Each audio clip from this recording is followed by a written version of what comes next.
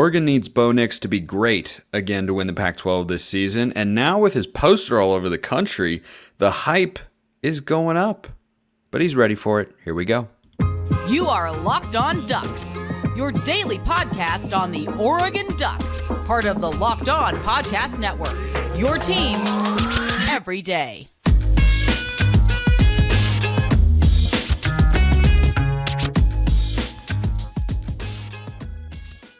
Yes, it is that time once again for Locked On Ducks. I'm your host, Spencer McLaughlin. Thank you so much for making this your first listen or your first view of the day. Part of the Locked On Podcast Network, your team every day, and your number one source to stay up to date with the Ducks. If you have not already, like, comment, subscribe, rate, review, please and thank you wherever you listen to or watch the show. Appreciate all of you. Plenty to get to today, including in the midst of football being right around the corner.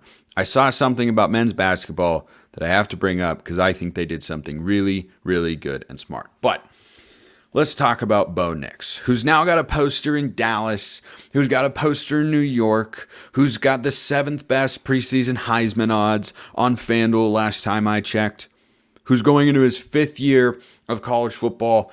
Let's start with the football side of this for the Ducks, because Oregon, make no mistake about it, needs Bo Nix to be great. Not good. We need him to be great, because that's what he was last year. And that's a big reason why Oregon was successful a year ago. Now, he might not have to be as great as he was a year ago, in which he, accounted for over 40 touchdowns, 45 to be exact, I think, 44, 45, somewhere in there. There was a receiving touchdown last time I mentioned that stat on the show that I forgot to include because he had one against Colorado. But over 40 touchdowns, just under 72% completion. That was an Oregon record, by the way, even better than Mariota's Heisman season. We might not need him to be that, but somewhere hovering around 35 to 40 touchdowns and somewhere in the probably high 60s from a completion percentage standpoint is what every offense needs from its quarterback to be operating a high level. When you have an offense that needs what we needed from Bo Nix and what I think we will need from Bo Nix once again going into this season at the quarterback spot. So we need him to be great. Absolutely. Now, hopefully we don't need him to be as great. Hopefully the offense could average 36 points a game instead of almost 39 as they did a year ago, and Oregon could win more games. What do we need to have that happen? Yeah, that would, of course, be the defense taking a step forward, which was what Dan Lanning, of course, is tired of being asked about. Well, we're going to have the question answered here pretty shortly, and hopefully Dan Lanning is able to come back and make some quip at the media and say, is the defense good enough? Was that what you guys were looking for? I would love to see that from Dan the Man, but we don't actually know what that's going to be in terms of an improvement defensively until we actually take the field. But guess what? Guess what? Just get excited about all this. We're less than 10 days away from Oregon football. Holy smokes. Single-digit number of games. Time flies when you're having fun, doesn't it? It's been a really fun summer. Everydayers on YouTube out there may be recognizing, hey, Spencer, that looks like your normal setup. I am indeed back in the great state of Utah, recording shows, getting ready for the play-by-play season with Southern Utah, and I am so gosh darn ready for football to be here. But Bo is going to be a principal part, but not the only guy who's got to be really good for Oregon to get back to the Pac-12 championship game this year, which I think they're more than capable of doing. But here's the other side of it. With all this stuff, Bo got asked about it. He gave kind of a funny response when asked about, what's it like having your poster up in Dallas and in New York, and this whole bodacious thing. And he said, fall camp has been great, man. That was pretty funny. And Bo's kind of don't push the envelope, be a corporate guy, be a team guy when talking to the media. So I appreciated that. Was kind of like a rare humorous moment from our quarterback here. But between that and the fact that he's Bo Nix and everyone already knows who he is, I think the hype around him is continuing to go upward. And I think Bo Nix is ready for it. Because, as I talked about already, he has the talent and the potential to play at a really high level, to play at a Heisman caliber level. We saw it a year ago. He was top 5 in Heisman odds in the country in the midst of Oregon's winning streak. One or two things go differently. Maybe he gets a trip to New York. If Oregon makes the playoff this year, it'll be because Bo Nix played really well, and he will get an invite to New York City as a Heisman finalist. There's a world in which that happens. I don't think it's the most likely scenario, but it's not impossible. Oregon would have to go 12-1, win the Pac-12. That could happen. Could not. I'm not going to predict it to happen, but I certainly think it could. So I look at Bo Nix and say, okay, so he's got the preseason Heisman hype. He's shrugged off the brand he had at Auburn. He's now getting more NFL draft hype. Now his poster is literally in places all over the country. People are wondering where the poster is going to come up next. Will it be in Los Angeles or Chicago or wherever and such? And look, I think it's clearly a useful recruiting tool. Got people talking about Oregon. Mission accomplished. That's kind of what they were shooting for there. But it creates more hype around Bo because you know in the back of your mind, I think we all do as fans, that if things don't go the way we want them to, suddenly those things become fodder for people to take shots at Bo Nix or to take shots at the Ducks. But I think Bo Nix is prepared for that because this is a guy who, when he came out of high school, was not just any 5-star quarterback out of the state of Alabama. He was a legacy at Auburn.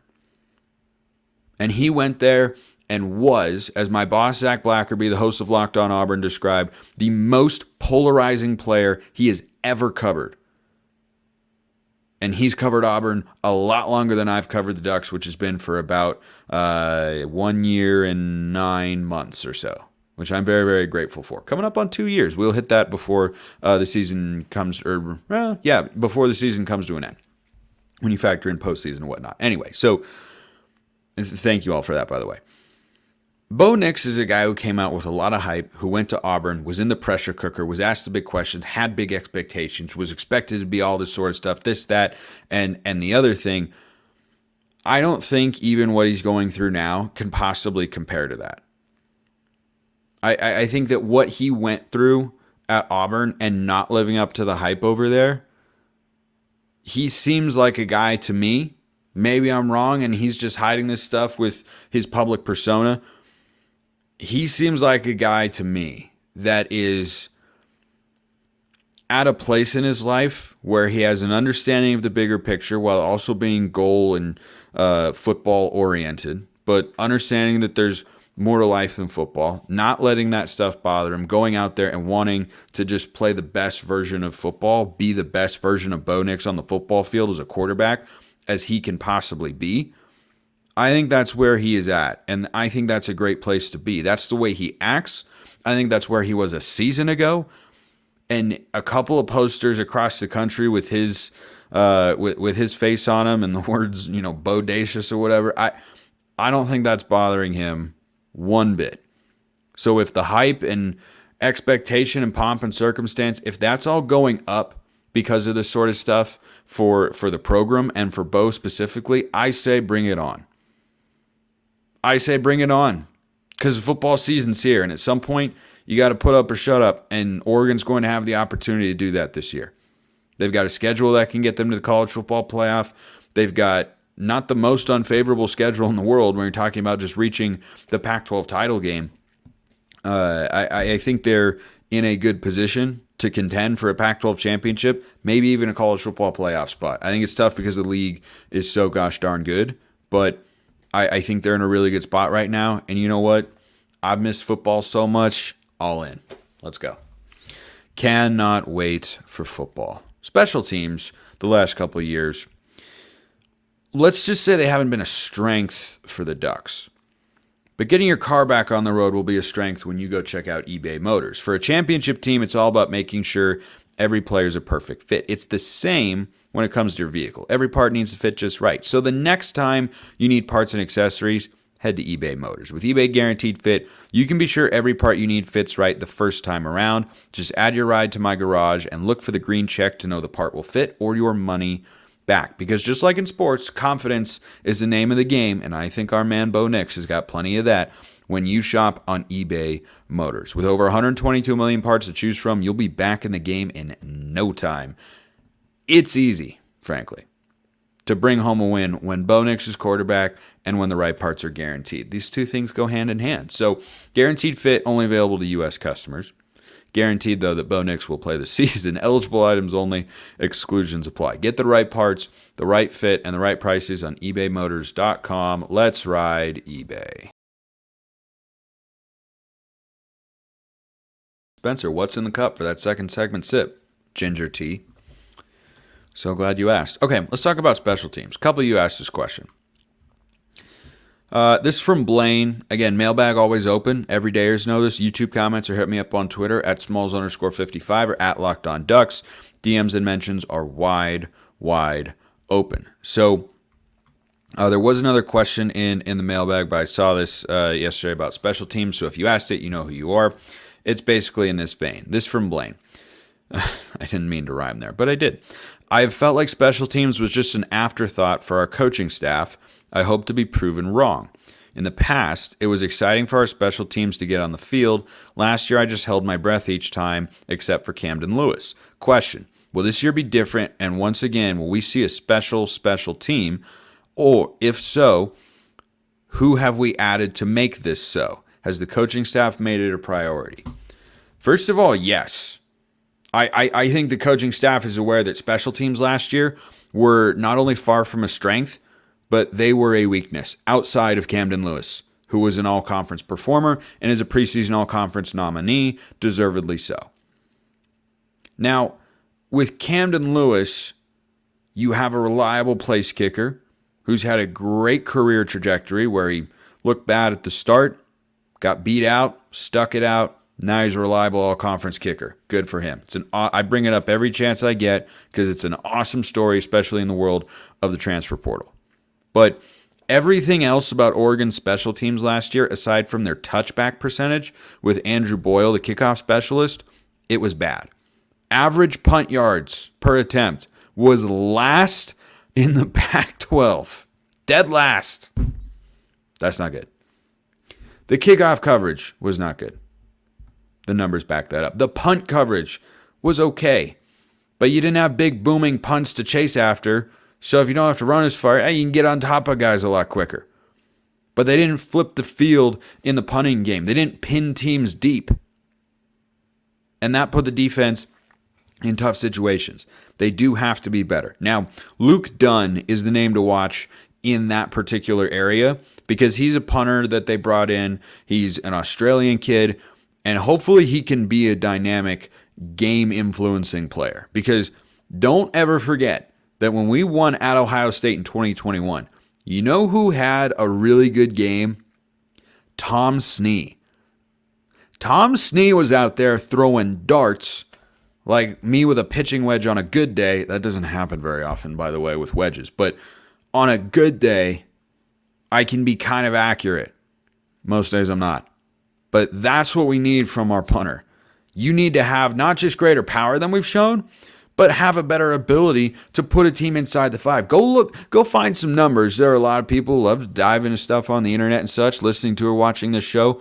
Go look up the numbers of what your average points per drive is based on your starting field position. I mean, it just makes sense logically. If you have an average starting field position inside the 20, versus outside the 30, that is one less first down that you have to pick up to get into the end zone or to get into field goal range. And that's a lot. And that can have a big impact on the game. I don't get the sense at all that this staff is unaware of that. They brought in multiple players last year. They brought in Adam Berry and they brought in Andrew Boyle because they wanted to have the right special teams unit. And Berry had the unfortunate incident in the Oregon State game. But Boyle, for the most part, I think I have those names right. Boyle was good as a kickoff specialist for a touchback percentage. But the coverage and the arc on his kicks, those could improve. I thought there were times where he relied a little bit on kind of a knuckle line drive. And when it got through, great. But he didn't have the big high booming kick that gave the coverage team enough time to get down the field. Same goes for the punting unit last year. So I think they have the potential to be better. I don't know about special. You know, they have to, like, can you have special teams? I would love to, because that complements a great defense. You set your defense up for success when you have great special teams. And I think the guys that are going to influence the special teams this year the most are Luke Dunn, and then give me some gunners who can go down there and make plays. Maybe it's the fastest guy on the team, true freshman Roderick Pleasant. Maybe it's a defensive back or a running back or a receiver. Who else that has really shined this year? I don't know. Carlos Laughlin's talked about how he loves to have his running backs playing on special teams. But that is something that Oregon has to be better at this year. And I think the coaching staff has made it a priority. And while we're on the special teams here, this is kind of the special teams position group preview of sorts, which I've been going through on the show all week. Did defense this week, special teams today, and then we'll get to the offense next week. I feel like in the return game, Oregon hasn't had a great return man since Charles Nelson. I was high on Seven McGee last year as a return man. Didn't work out. Chris Hudson's had a couple decent moments. I wouldn't say he's a high-level return guy, but apparently whoever's wearing number 6 is a dangerous return man. Charles Nelson, DeAnthony Thomas before that. But they have not had... Mikael Wright was a really good return guy on kickoffs. He had a couple kick return touchdowns in his career. One in 2021 against the Beavs and one in 2019 against USC. And he had some other really good returns. So I don't know who they're going to put back there. That's something we have to wait to see next week. There are a lot of options, though. There's a lot of talent. There's a lot of speed. There's a lot of skill. There's a lot of everything there. So it's a unit that I'm definitely watching closely with regards to, are we going to be better than last year, or are we going to be maybe looking at a new special teams coach? Because Joe Lord came in with a pretty darn impressive resume, and I'd say Oregon special teams didn't live up to the billing last year. Had some great moments, recovering an onside kick against UCLA, but had far too many moments that were not as great compared to the ones that stood out and were really, really good. But I think Camden Lewis, you're good. Luke Dunn, your punter. Andrew Boyle, probably your kickoff specialist again, to my knowledge. That's what I have come to understand. I'm not at practice, of course, but that's I would think he'll be back in that role. But the coverage guys have just got to be better. All right. Let's talk about Arizona State, then we'll wrap up with a little basketball tidbit, because I saw something that I liked there. But been going through Oregon's games. You all reacted just how I figured you would to Mark Colkin yesterday on the show of Locked On USC. And look, I didn't know what he was going to say going into the show, but I had half an idea because I know Mark and I've worked with him before, and I know how he feels about USC. He thinks USC is going 15-0 this year, or at least 13-0, getting to the college football play. He thinks USC is running the table. So, I mean, maybe, but I don't know. Alex Grinch is still the defensive coordinator, so I got my doubts. Anyway, so the next game on Oregon's list is Arizona State, and it's our last road game of the year. So the last 4 games of the season, we get a bunch of games at home, which I really, really like. And we get that because there's going to be a 1-month stretch where there's no football played at Autzen Stadium by the Ducks, because we will play at Stanford in week 5. We will then have a bye. Then we will play at Washington. And then the following week we'll come back home and play Washington State. But that means later in the year, 3 of our final 4 games are at home. Cal, USC, and then Arizona State. And then next time we talk about one of the games, we'll be discussing the Beavs and such, and try not to bring up the calamity that was last year's game, formerly known as the Civil War. So Arizona State is actually in an interesting situation right now, because they brought in a transfer quarterback by the name of Drew Pine. Drew Pine was Notre Dame's starter once they kind of got things going last year. He was okay, solid, serviceable, decently productive, but Notre Dame brought in Sam Hartman from Wake Forest, so Drew Pine went elsewhere. Tyler Buckner, the other guy from that room, went down to Alabama. I don't know what Bama's doing with their quarterback room and such, but so Drew Pine was expected to be the starter. And that's, I likened it to Jack Plummer at Cal a year ago. He's a serviceable, low-end Power 5 starter who can make some plays every now and then, but overall is just, Like it's just not all that impressive, but it's not like he's not capable of being a Power 5 starter, obviously, and winning games, but are you going to go all the way with him there? No, probably not. But something happened. Now, it's not a good thing. Drew Pine got injured. Injuries happen. It stinks. Insert who is expected to be the Week 1 starter in a game that I will be broadcasting, by the way, for Southern Utah Radio. Arizona State hosts Southern Utah next Thursday. I will be in Tempe. And guess what? Do you remember the name Jaden Rashada, a one-time quarterback target for the Ducks in 2023? He had the wildest recruitment I have ever seen in college football. Because he was at Florida, or was it? Yeah, I think he was at Florida first. And he'd signed his national letter of intent. Then he was requesting a release because they were going back on their word in terms of NIL. So then he went to Miami, but then it wasn't enough there. And so then he got out of that, and then he ended up at Arizona State. That's like the shortest story I can tell on the Jaden Rashada recruitment. Anyway, he's a really talented kid. He's a highly rated 4-star quarterback from Pittsburgh, California. Played on the same 7-on-7 team, the Miami Immortals, as Jurion Dickey. And guess what? He's going to be Arizona State starter in Week 1. Will he be Arizona State starter by the time the season rolls around to where they're hosting us down in Tempe? Don't know. Not sure. But it certainly is a storyline to follow. And Arizona State, their win total is really low at 4.5. I know we've had weird stuff happen in the desert before. I have PTSD from too many moments, two in particular, Dennis Dixon and 2019. Those are the moments down in the desert where I'm like, man, why did that happen? Wish it hadn't happened. It shouldn't have happened, but it did happen. So those are the two moments that stand out in a negative way. But overall, this is going to be a rebuild year for Arizona State. And if the fact that they're willing to name Jaden Rashada the starter for Week 1 and not Trenton Bourguet, who was a former walk-on but played last year and actually, did a lot of really good things. If they were trying to win the most games possible, you'd probably go with Trenton Bourguet. He's more ready for it. But the fact that they're going with Rashada tells me what I think they should be doing and reminds me very closely of the Justin Herbert situation in 2016. If you could go back and do the 2016 season, which was dreadful, do it over again, what would you do? You'd start Justin Herbert from Week 1.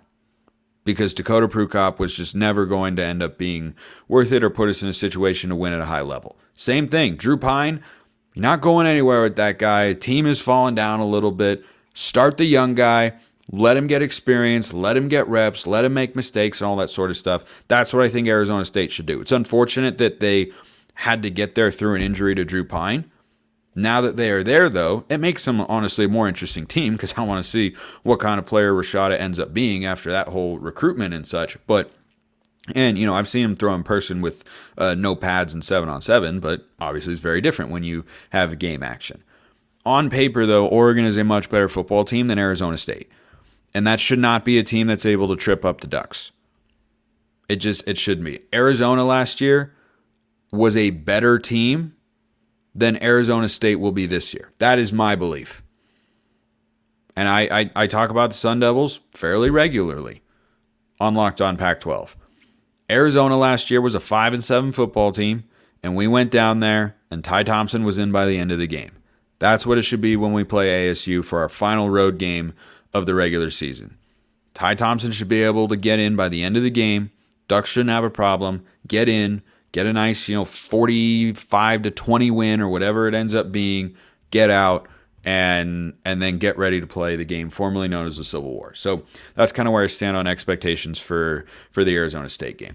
Let's wrap up. I know football's really close, but I saw this and I got excited because I love basketball. I know some of you do. I know not everybody does. That's why it's the last segment on today's show. But Oregon men's basketball filled a big need for the upcoming season. Literally a big need. Now, this is not a groundbreaking player. This is not, groundbreaking isn't the word. This isn't a program-altering player.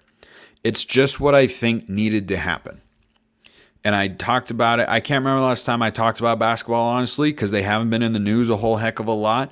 But this is a team that has enough talent to get back to the NCAA tournament, and that will be my expectation. If that doesn't happen, we'll have a conversation about Dana Altman at that point in time. But I think they're going to be able to get there. But what they were missing was a big, and now they added a big. His name is Mohamedou Diawara. He played at Stetson, which is not a big school. He didn't put up big numbers there. And guess what? I don't care. I do not care.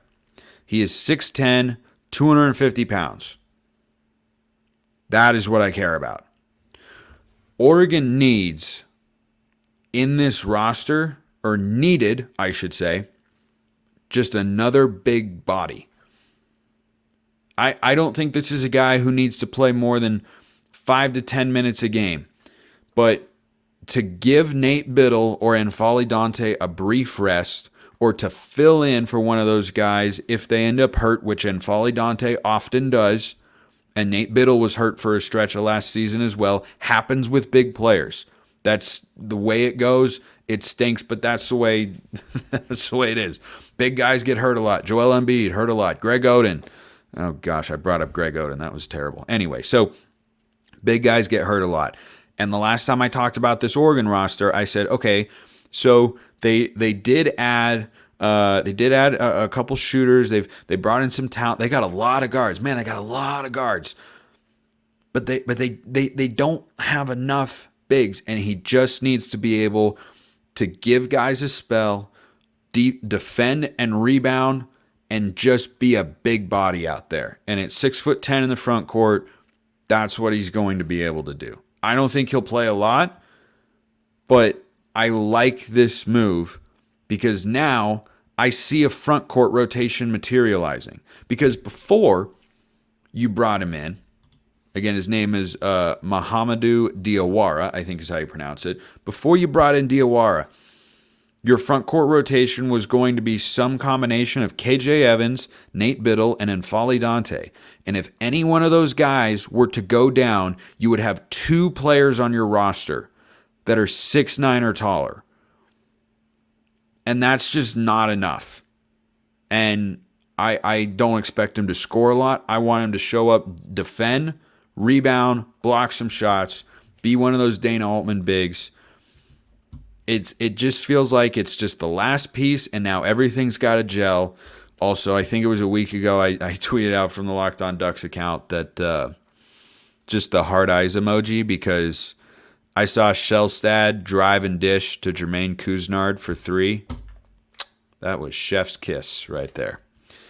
Looking forward to seeing that, but before anything and everything, looking forward to football next week. Appreciate everyone listening. I'll see you next time. Have a wonderful rest of your day, and go Ducks.